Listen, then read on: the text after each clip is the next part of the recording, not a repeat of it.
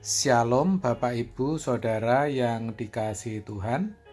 Seri pengajaran hari ini berjudul Menghakimi Diri Sendiri. Kalau saudara mendengar judul renungan kita kali ini, mungkin saudara berkata, "Mana ada, Pak, orang menghakimi dirinya sendiri?" Sepertinya tidak ada, bukan? Tetapi sebenarnya ada. Kapan?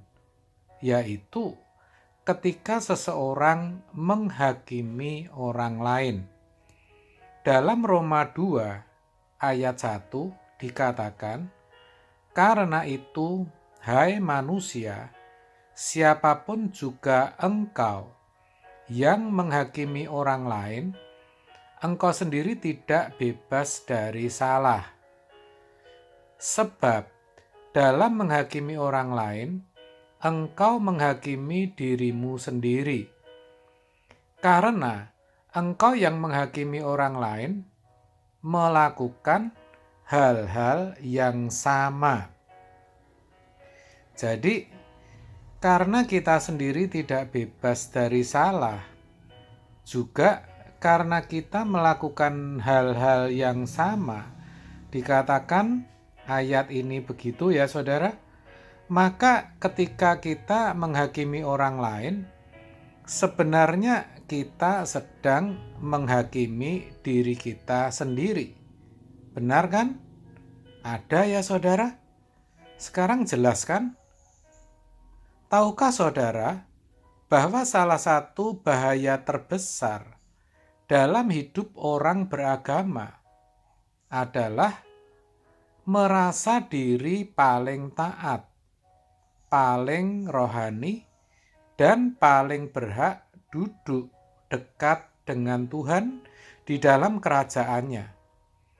Hal itu seperti yang terjadi dalam hidup keagamaan orang Yahudi, yang mana menghakimi orang non-Yahudi, seperti yang dituliskan dalam ayat tadi yang sudah kita baca. Perilaku merasa paling rohani dan merasa berhak menghakimi orang lain bukan saja terjadi dalam hidup religius orang Yahudi, tetapi juga bisa terjadi dalam hidup kekristenan kita sekarang ini, saudara. Ada orang yang merasa sudah sangat rohani karena sudah terlibat dalam pelayanan, masuk dalam tim pemuji, menjadi guru sekolah minggu, menjadi full timer, karena sudah lulus dari seminari atau sekolah Alkitab.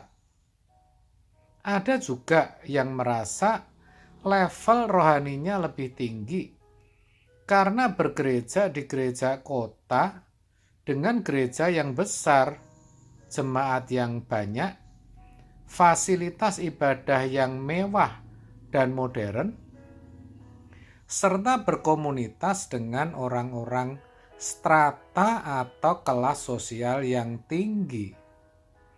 Saudara, semua itu tidak selalu menjadi ukuran dan memang tidak bisa dijadikan ukuran.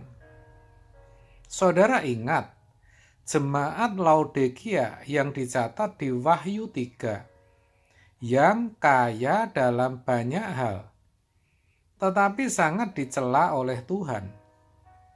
Bandingkan dengan jemaat Smyrna di dalam Wahyu 2, jemaat yang miskin dan menderita, tetapi dipuji oleh Tuhan sebagai jemaat yang kaya.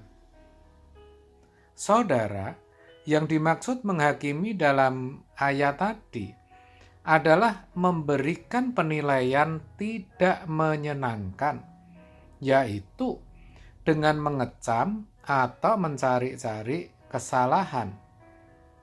Dibilang orang Kristen kok begini, begitu, harusnya kan seperti ini, seperti itu, pokoknya salah aja, dan menganggap dirinya sendiri yang paling benar dan rohani.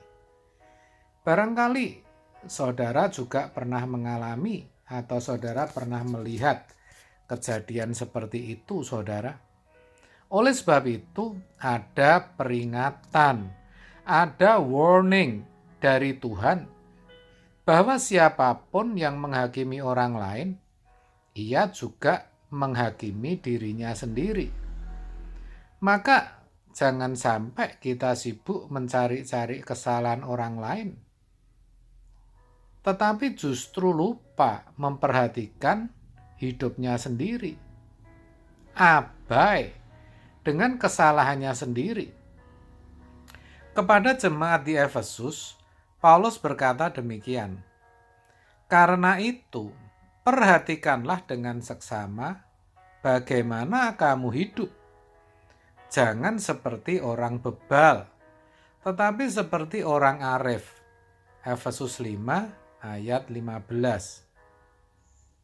Di bagian lain, dalam Alkitab juga dikatakan, "Mengapakah engkau melihat selumbar di mata saudaramu, sedangkan balok di dalam matamu tidak engkau ketahui?" Matius 7 ayat 3. Saudara, mari kita memperhatikan bagaimana kita hidup, bagaimana kebiasaan hidup kita.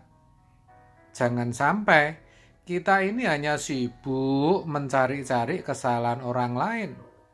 Ingat, kita ini juga tidak bebas dari salah loh. Jangan lagi sombong rohani. Jangan suka memandang orang lain lebih rendah level rohaninya. Tetapi, mari kita mengembangkan budaya rendah hati. Karena dengan kerendahan hati, justru kita berpotensi membawa orang lain kepada pertobatan. Kolose 3 ayat 12 mengingatkan demikian. Karena itu, sebagai orang-orang pilihan Allah yang dikuduskan dan dikasihinya, kenakanlah belas kasihan, kemurahan, kerendahan hati, kelemah lembutan, dan kesabaran. Saudara, sekali lagi saya katakan, mari kita membangun nilai-nilai kerendahan hati. Mari kita membuang jauh-jauh perilaku sombong dan suka menghakimi orang lain. Karena kita pun juga tidak bebas dari salah. Ingat itu. Mari lebih baik kita saling mengasihi. Dengan demikian, kita saling membangun dan menguatkan sebagai satu tubuh Kristus. Amin. Tuhan Yesus memberkati.